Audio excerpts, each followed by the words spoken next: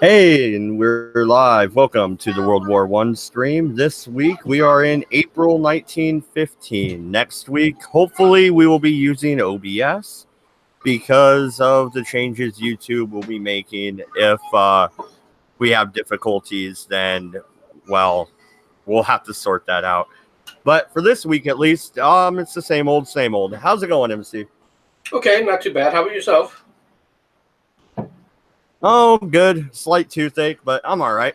Much better than, the first use of, I don't know, mustard gas. Not that we would be talking about that tonight or anything. We're not talking about the first use of mustard gas. We will be talking about the first use of chlorine gas in a major attack, however, because that does happen during this month of April in 1915, unfortunately. Now, let's go ahead and let me go ahead and share the timeline for the moment.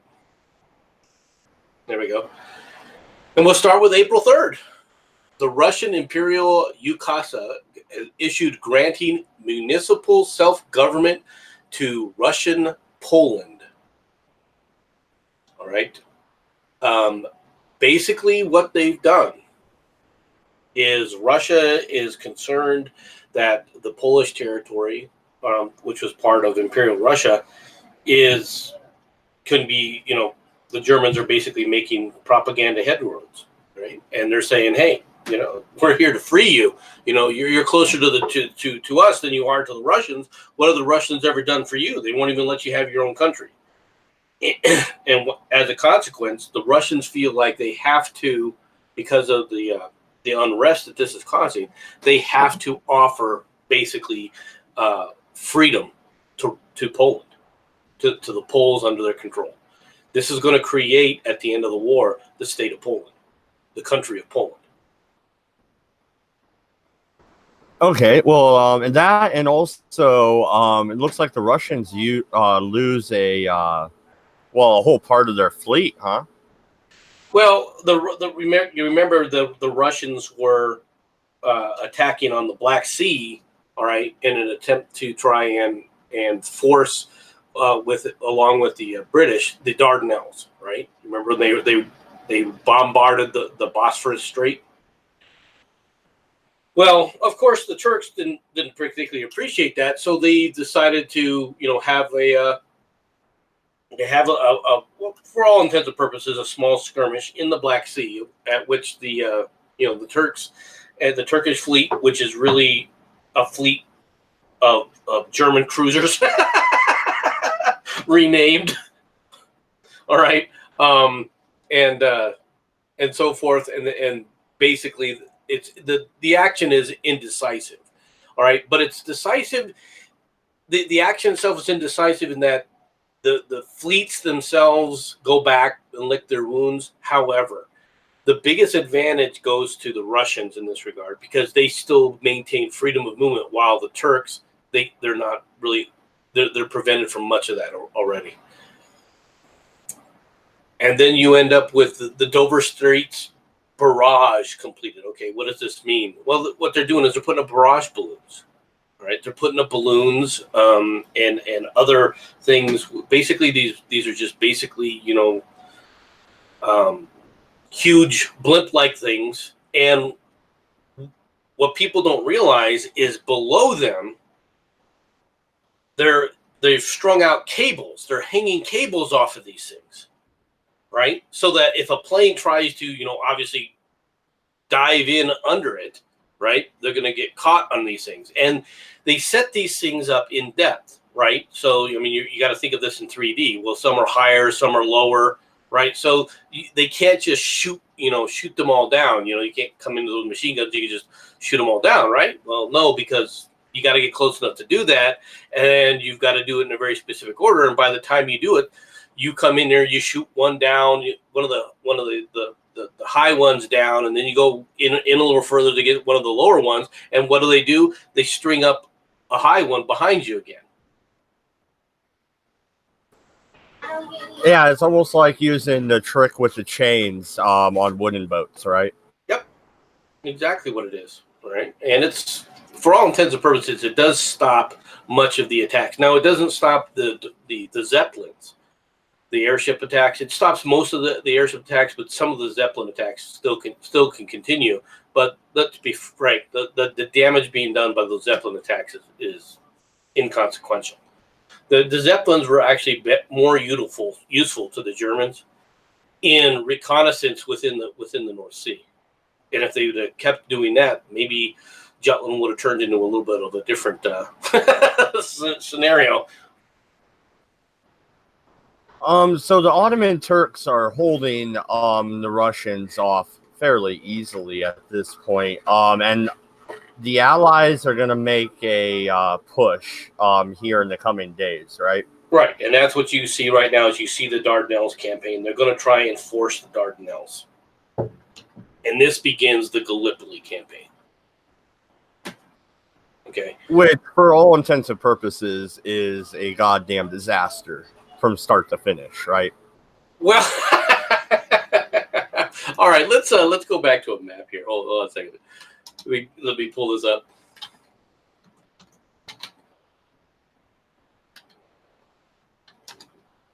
So that we can you can take a look at what you're dealing with here.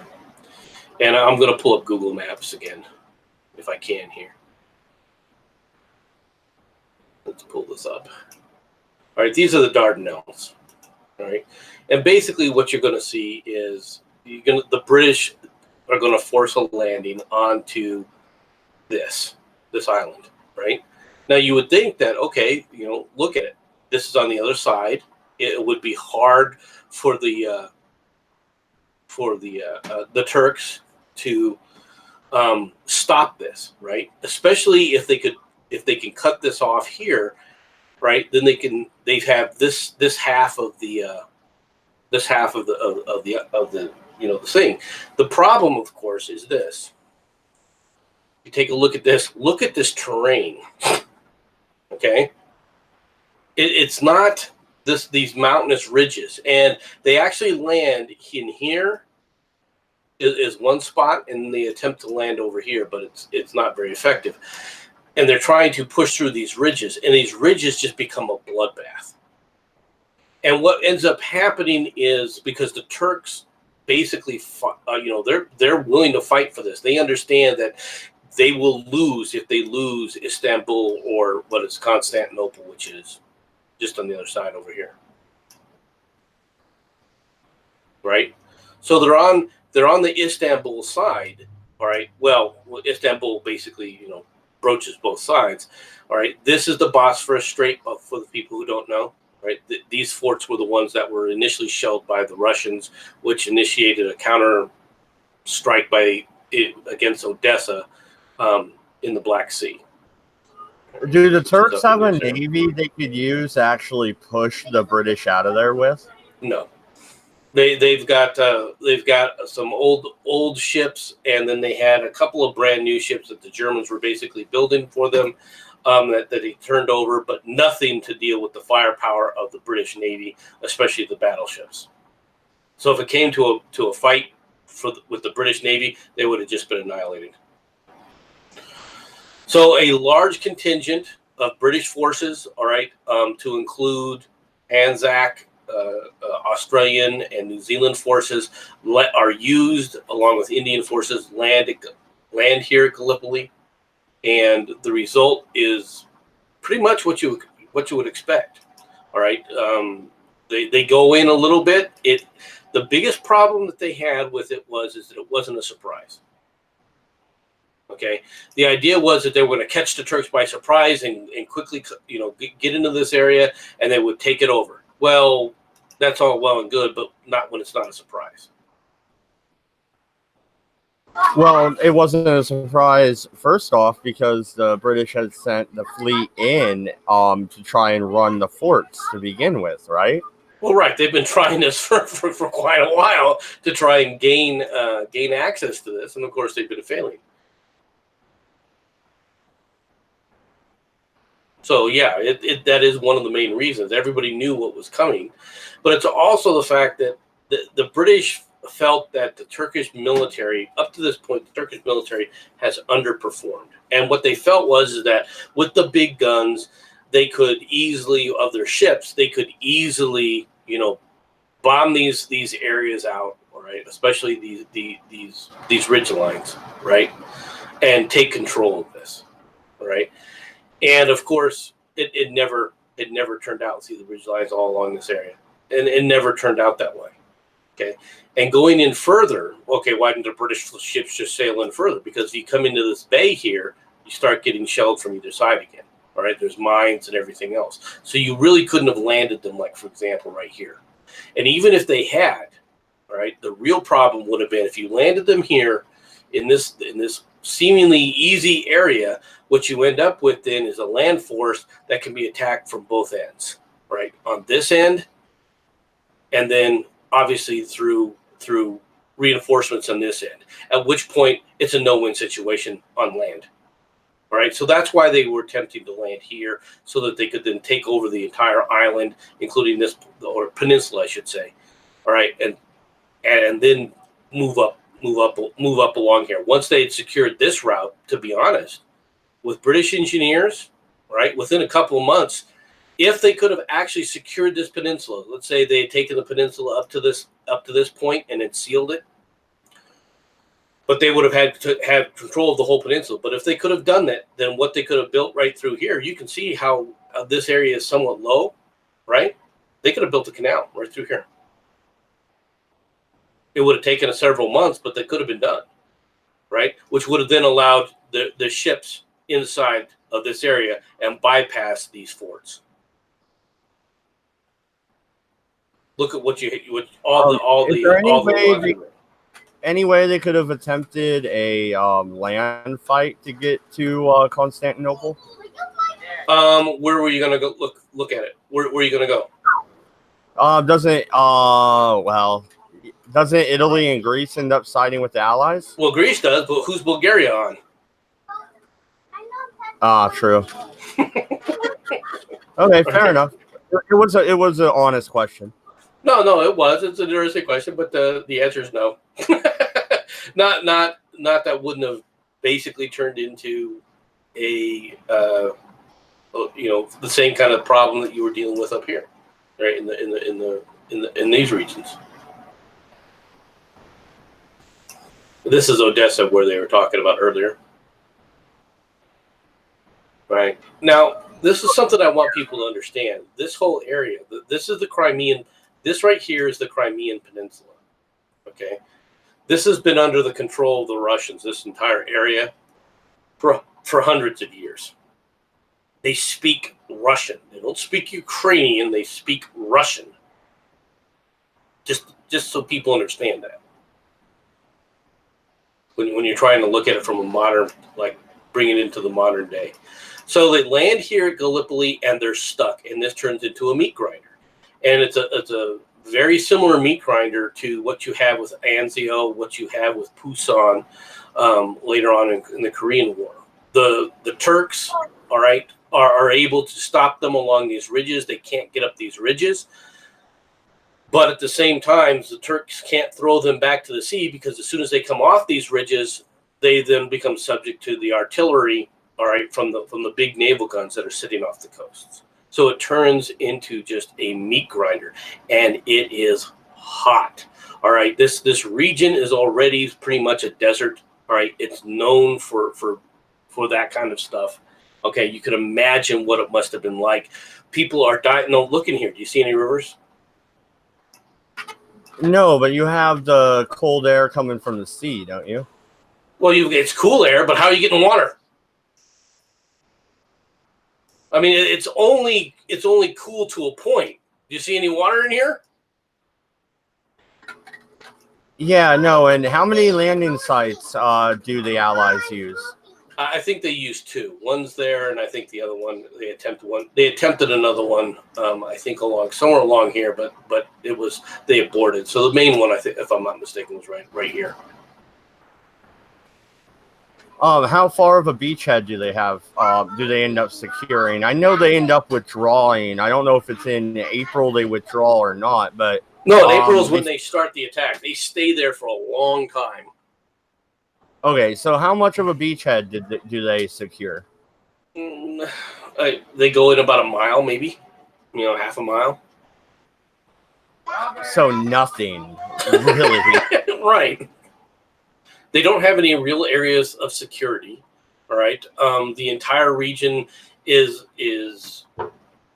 inundated. You know, they can throw artillery pretty much on the entire beach, the entire area, not in a concentrated manner, because the Turks don't have those kind of guns, right? They just don't have that much artillery, all right, and that much ammunition to do it, right? But by the same token, once again, they can build up forces. They can then run them into the attack. They can run them up on the up the ridges, which they try, you know, multiple times. Okay, and they are just basically mowed down.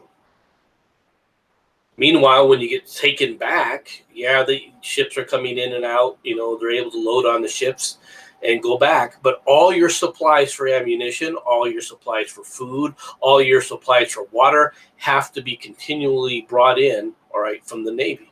And every now and then the Turks get lucky and will hit a ship. Why are they only able to take a mile though? That seems awfully. Because they don't have the ability. Once they go in much more than that, they lose the ability of the artillery to mass fire accurately on the Turkish positions.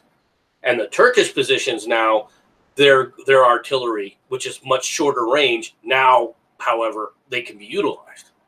That shorter range artillery now starts to come into play. The Allies don't bring any artillery, land artillery pieces of, onto the beachhead. Once again, this is not World War II. Okay, you haven't developed the kind of land artillery that's starting to get developed. All right, and what's more is as you try to bring it in, you've got logistics to deal with. So how are you going to put this artillery, these major artillery pieces in, especially when you know that they're going to be needed for the Western Front? They're going to be needed in Europe. So this campaign, remember, this campaign was strictly an affair for the Navy. The Navy doesn't have land guns, does it? You got to remember, this is Churchill's baby, and this goes to you know. This is Churchill's mass overreach in a drunken haze. What the hell is this? It is a meat grinder, and it's a disaster. And literally tens of thousands of Anzac troops are massacred. Yeah, no, and we won't touch on the fallout of this campaign, but there is fallout. Go ahead and continue on. Okay, on April 8th, the deportations and massacres of the Armenians is ordered by the Turkish government to commence. So the Turks basically, the Armenians basically, you know, attempt to revolt, and the Turks are going to end it by making sure there are no Armenians to argue with them about. You also have the United States actually take an interesting action here. All right. And what happens is a German raider. Okay, this is a merchant ship that has guns put on it, right? It's like what you would call a Q ship.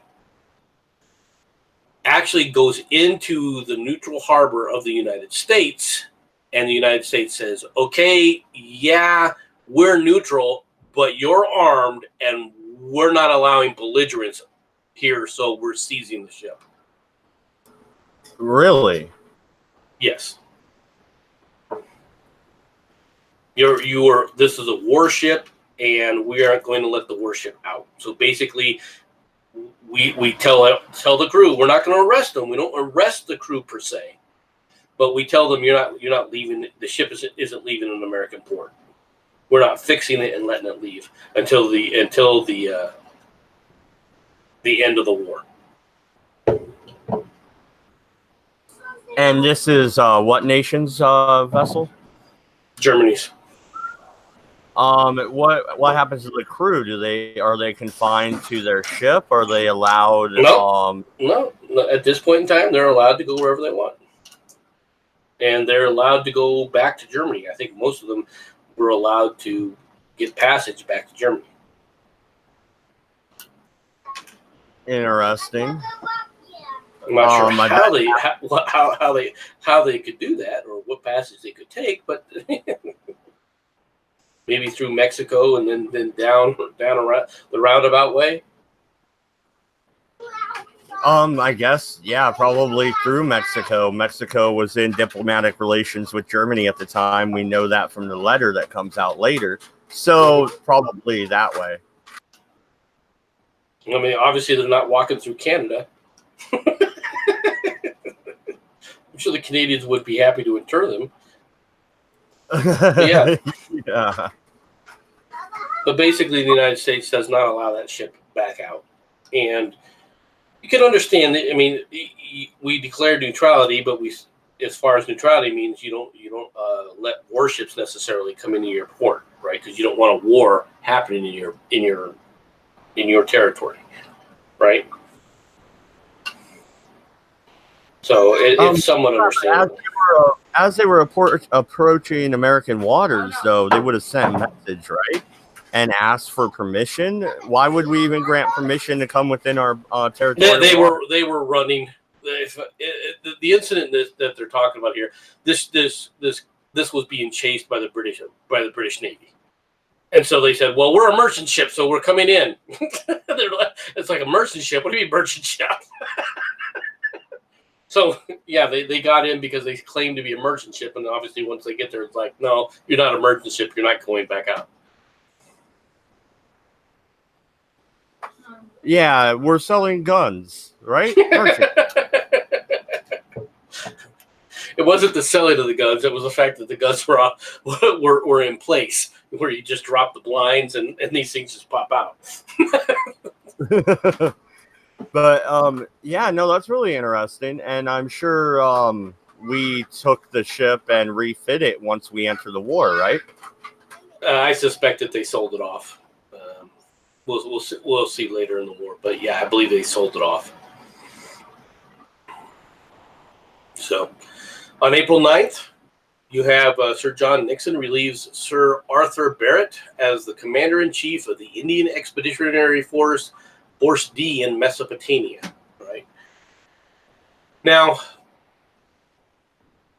this is the Mesopotamian campaign in 1914. You can see the forces for the British are down here, all right, and the Turks initially attempt to right here at Shabab or Shaibi. I don't know. I'm butchering this this attempt to use the raise an Arab force, all right, to try and force the British right here at this little surety. This is basically the Basra campaign that they attempt. They attempt to force about an equal-sized British force out of position and back into the city. Okay, it fails. Now, the Turkish commander commits suicide because of this failure. The British, of course, have a very low opinion of the Arab troops. But because the campaign was such a disaster, one of the things that does happen is the Arabs now begin to think about, should we be allies to the Turks? Okay. Should we be considering changing things? All right. So their alliance, the Arab alliance, all right, becomes very shaky. And the Mesopotamian campaign is going to continue. All right. Now, one of the things that happens here, right, with this guy, Sir John Nixon, is he places an individual, we'll talk about him later, right, in charge of the British Expeditionary Force, who then marches off with the idea that he's going to, by himself, conquer Baghdad with his troops. And he fights a number of border skirmishes and then is stopped cold. All right. He retreats back to a base, is going to be surrounded, and it's going to turn into a disaster for the British.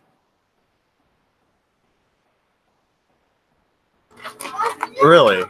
Yes.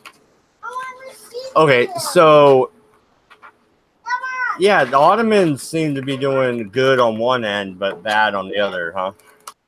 Well, I mean, they're. You also got to remember they've been beaten back, all right, in their attempt to take the Suez Canal, right? The They're losing some territory to the Turks, or to the Russians in the Carpathians area, right? But overall, while they're being pushed, they're not really losing a lot of territory. If from the Turkish standpoint, now the one thing that isn't happening is Turks are not outside of the Ottoman Empire. They're fighting within the empire completely. So they're completely on the defensive, but they're holding their own overall. All right. There's been some mistakes. They've lost in some areas in the Mesopotamia, and obviously they've lost the Sinai now. Okay. But overall, yeah, those forces were somewhat weak, but at least they're holding their own. It's not a rout. All right. I mean, they're not. Constantinople is not under any threat of being taken, really. So from the Turkish standpoint, it's kind of like, okay, we're here, we're in the battle, but we're just not effectively doing anything. Does that make sense? Yeah, absolutely. So then on April 12th is the Battle of Shaiba, which I was pointing out. It's basically Basra, right? There's a small battle in the Cameroons, all right? The allies, I'm just going to use the word allies for Entente, all right? Governments make an offer to Greece of Samarna, right, in the hinterlands in return for immediate action against Turkey, right? They're asking for Greece to join the war against the Turks, and the French government notifies the Russian government of their acceptance of the Russians' claims to Constantinople. See, now the British have already accepted the fact that when Turkey's gone, Constantinople will be theirs, and now the British have already agreed to that. Now their big ally, the French, are agreeing to that. And then we have April 14th, okay? And the commander on the against the French and British and combined forces, Falkenkirk, I think is his name, Falkenheim. I know I'm butchering the name, Falkenberg, whatever it is, has decided to turn this into a real meat grinder and decides he's going to use chlorine gas. All right. And as a way to break the stalemate against the Allies. And that precipitates the Battle of Ypres, the Second Battle of Ypres. Now, unfortunately, this map doesn't show you exactly what happens in and of itself initially, but right along this line here, the Germans use 160 tons of chlorine gas. And what they do is, this isn't gas shells. They're not firing it with artillery shells because that's against the Geneva Convention. Now, just previously, the Germans have accused the French of using poison gas, right? They've made the accusation. It's a false accusation, but they made the accusation that gas was used on them so they can justify this attack. 160 tons of chlorine gas are used. And what they do is they have canisters of these things all along the front. They wait until the wind is favorable because they understand it is dangerous. And then on the signal, they open up these valves, and a yellow greenish cloud of chlorine gas begins to waft over the trenches along this line. What the group that's holding this line are a group of French Algerians. All right, it's where it starts, right along this edge here. And the Algerians, they start dying, all right, and then they start fleeing, all right. The Canadians are watching these guys begin to flee because they're just running. All right, they're running away from this gas, and the Canadians are like, holy crap, what are we going to do here? The Germans then take up these positions. Initially, all they do is they just take this trench line, and then they're told to continue the front, and it causes a massive retreat. Now, initially, when this happens, this and a second gas attack along this line, right, with the Canadians, happens. All right, 2 days later. Of course, as you can see, what they're trying to do is they're trying to seal this salient, right? Because if the Germans could have captured this area here, they would have cut off the entire Canadian division, right? This would have been a massive coup for them.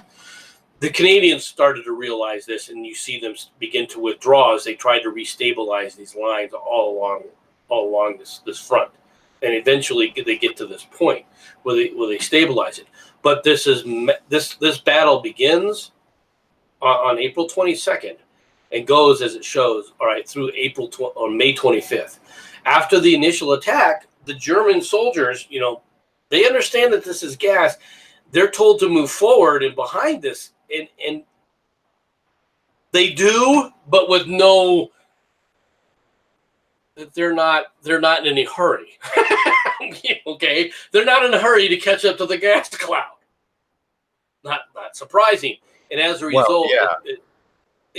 The shock of this is so great initially that there's literally, when this happens, notice how these guys retreat. They retreat back this way. This creates an opening along this entire line here, okay, without anybody in it. If the Germans would have immediately driven and then driven here, they would have gotten into the rear lines and they could have surrounded the entire Canadian 1st Division. But did the German army have masks? No, they did not. Okay. All right. They start to get them, and at this point in time, nobody else has masks either. The German the Canadian Medical Corps figures out, okay, that this is a chlorine gas, and that urine will give them some protection. And so basically they tell them to pee in their bandanas and tie it around their faces to keep out the majority of the chlorine gas. It's a technique that keeps you alive, but you're not fighting with this.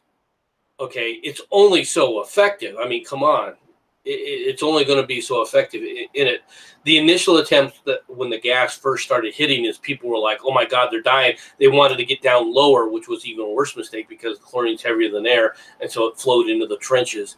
All right. And anybody that was trying to hide in the trenches got for all intents and purposes, was asphyxiated.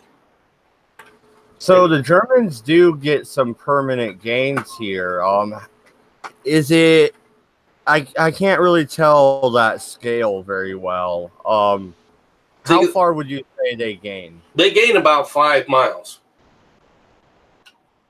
Well, this was a battle of inches, so that's pretty good, right? Well, in the initial attempt, yeah, they gain a lot of territory, but then it stabilizes fairly quickly with the counterattacks by the French forces and also by the British forces and the Canadian forces to rebuild these lines. And you can see how the lines are then stabilized along this edge here. With this becoming more or less the final lines. This is the deepest penetration that the Germans get, but eventually they're pushed back, and this blue line really becomes the demarcation. Yeah, so this has to give the Germans an idea to use this attack again, right? Well, it does, but at the same time, it also opens up the idea that the Allies are going to use this weapon as well. It isn't as effective as they expected it to be. Okay, and the Germans initially expected this to be very, you got to remember, Falkenhayn is thinking along the lines of he just wants to crush this salient. He wasn't prepared to blow open a hole and then rush the military through and chase them, because technically if he'd had an entire army unit, an entire army here, right, of a few 100,000 men, in reserve, right? He could have flown through there. It would have blown open all of this entire front. Would have been blown open, but although in reality, what would have happened is they would have taken Yeeps, all right, but it would have just stabilized somewhere else. But the gains they made could have been much more significant if they'd have immediately followed in with these attacks. The problem is that you got to remember they have no armor. They don't have. People are moving. Yeah, it's 5 miles, but you achieve that 5 miles on shoe leather express. Okay, you're walking those 5 miles in a battlefield environment. Okay, you don't have mobile artillery. You don't have mechanized units to be able to quickly and rapidly move. You've got to do it slowly. All right, and when troops are constantly going to try to be walking into gas, that they don't really want to walk into the gas and die themselves because they're a little bit leery of it. Well, not only that, but you have the trenches, you have all the obstacles in the way, and you have the mud. This is April in France. I'm sure it's rainy, right? Well, Belgium, but yeah, it's rainy. I mean, this whole thing is just a mud field.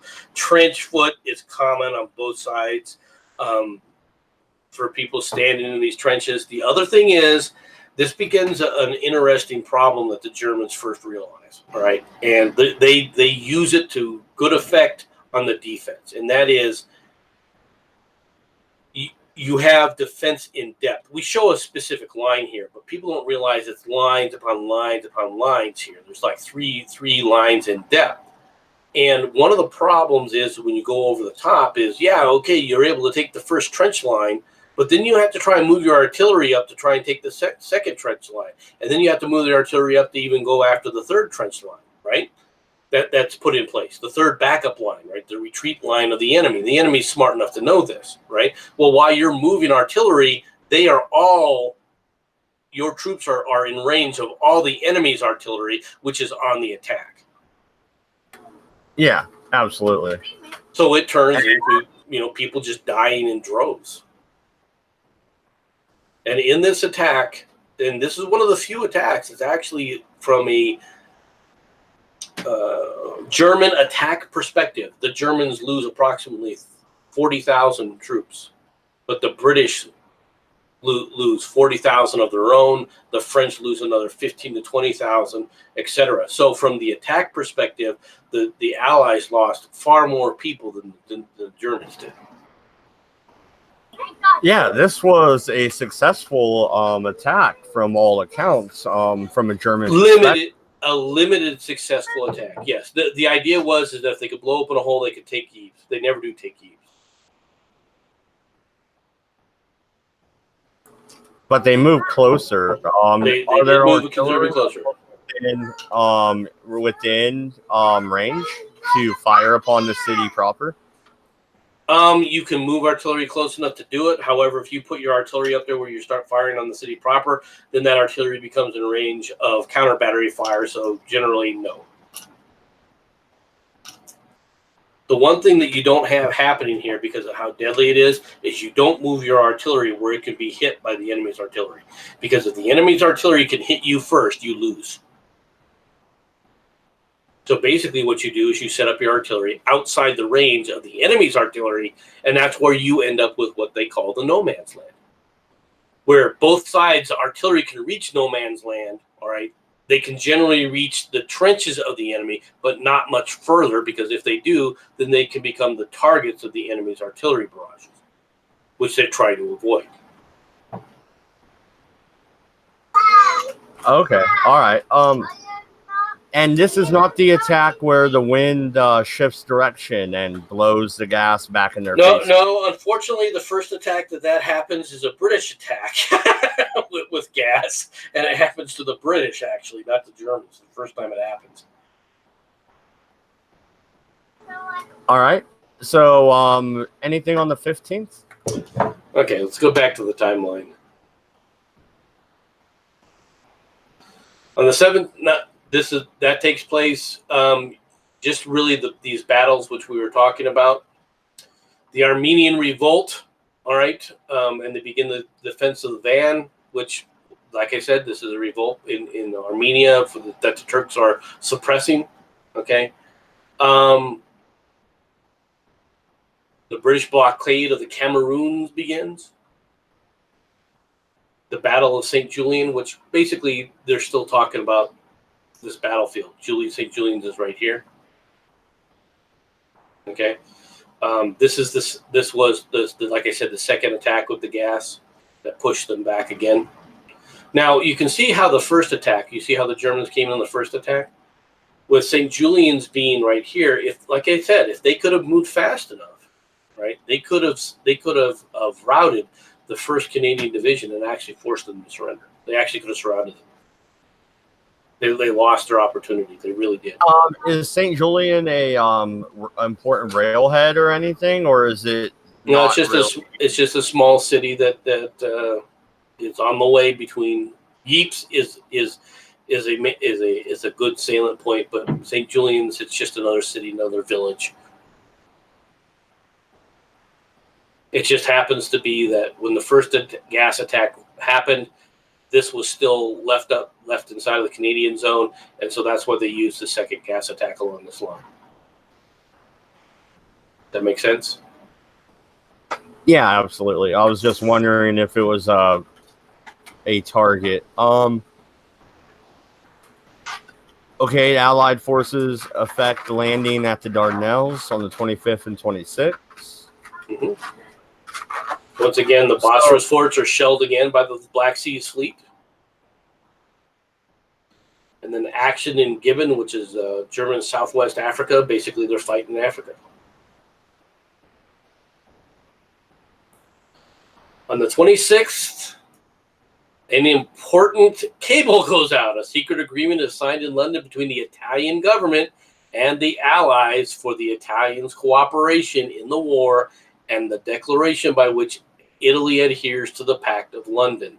Basically, Italy is going to enter the war on the side of the Allies. The French cruiser Leon Gambadi is struck by an Austrian submarine, basically in the Straits of Oronto, right? That's in the Mediterranean. The Persian prime minister resigns and is replaced. Not much really going on. Why did he resign? The war? Basically there's a lot of people who want to join on either side of the war, and he was attempting to try and stay in the middle of it and just basically stay out of it. And he gets to the point where they say, you know what, the hell with all of you, I'll just leave, because he has no friends. He's just getting stuck in the middle of it. Now the Persians never do really enter the war per se. All right, not until much later. But it is important. You got to remember, they're worried about the Turks. At the same time, they're worried about the Russians. They're in a no-win situation. Everyone's worried. The Iranians are worried what's going to happen here. All right, they're technically friendly with the British, but there's a lot of people who don't like the British. All right. So on the 27th, yeah, like I'm going to be able to say that name. That's the new Persian prime minister. Right. It's really just it is what it is. All right. The Battle of Krithna, right, which is basically part of the Gallipoli campaign. Once again, they're trying to really force this. The British are trying to force this. Okay. They conclude the Treaty of Idris for cooperation against the Turks, which is, I believe, the Treaty of Idrisi is, if I'm not mistaken, it's a treaty with the Arabs. Okay, and then obviously the Balkans are beginning now to fall. The Balkan states are beginning to fall to the German forces as they're fighting along the Russian front in the east. It's really the only significant action, because the Germans are more or less on the defensive, all right, trying to build up and keep Austria-Hungary from getting totally wiped out by the Russians. So they've gone into a defensive mode, and a lot of the troops that they were on the build-up for to continue their own offensive has been stymied because of the loss of the losses that are happening. All right, by the Austrian forces, the Austro-Hungarian forces. So in order to keep them in the battle, they're sending some of their units to stiffen up, all right, the Austro-Hungarians against the Russians.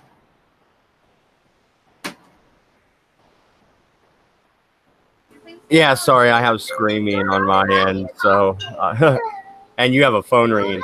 But all right, so that rounds out April, and that was a balloon popping. My apologies. But that rounds out April. Politically, Winston Churchill hasn't lost ground yet, but he's going to, right? He is beginning to lose favor because as the Gallipoli campaign continued, all right, you gotta remember he's the first Sea Lord, and it was basically his idea.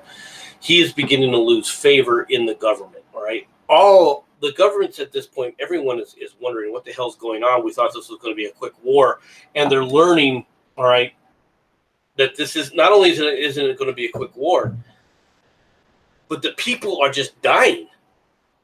All right, they're not only are they not winning, well, they're not winning, but they're not losing. But at the same time, all they're getting is casualties.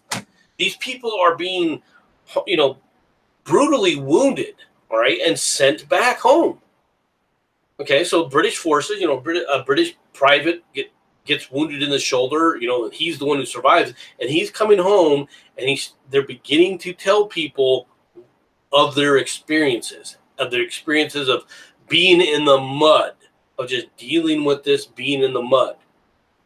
Now, they're still confident of victory at this point, but it's going to change pretty quick here in the next few months because there's going to be some major offensive by the French forces that turn into absolute disasters.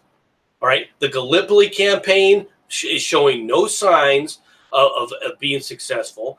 The idea that they could easily take the sick man out of Europe, being the Ottoman Turks, and that they would easily roll over them. Well, they're not easily rolling over them.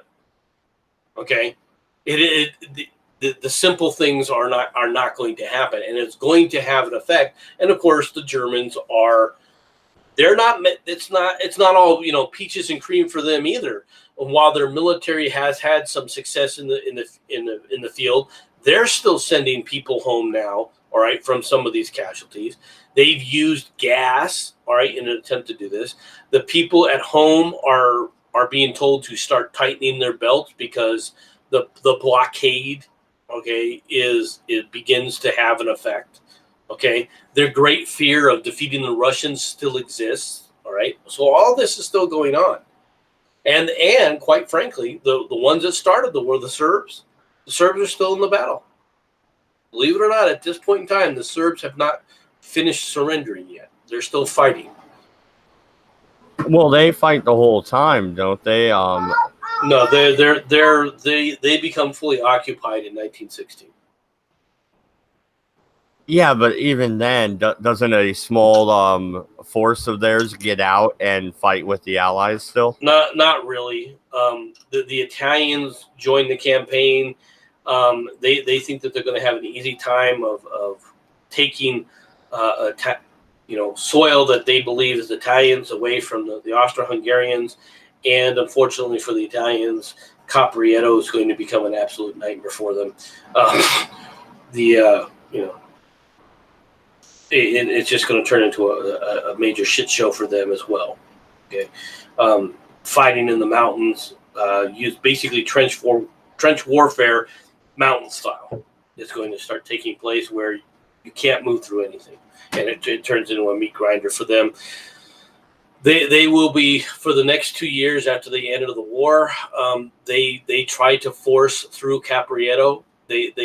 I think it's like 23 separate major attacks in Caporetto, where all they get are casualties, and in the tens and hundreds of thousands. Politically, the United States seized a German warship in the month of April. It's an armed merchant raider. It's technically not a warship. Okay, either way, did the Germans have a response? No, they don't, because how are they going to respond? Bad America? Fair enough. As we said at the opening, YouTube is having that fucking change happen here at the start of August. So I'm hoping my Streamlabs OBS will work. I'll probably be messing around next week with that, trying to get it to work before August hits. But hopefully that works out, and we'll be back next week. And hopefully my schedule will get back to normal. On Wednesday, I have an appointment. After that, I'll know more about fixing the schedule and getting the streams back to normal, everybody. Thank you all for coming out, and I will attempt to try and do a Monday show. No, I don't know yet, though. Just to being honest with you. MC, though, you are doing a show every morning pretty much during the week, right? Yep. Although I may have to change by using OBS as well. It's going to be quite a change in the next, during the week. So if I have a hiccup or two, also on Tuesday and Thursday, I will attempt to do the shows, but they will be an hour early. They're going to be an hour earlier, so on Tuesday and Thursday for sure.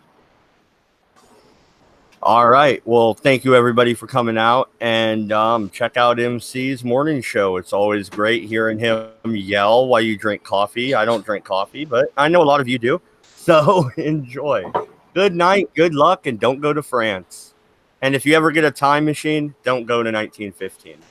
Just throwing that out there. We're out of here.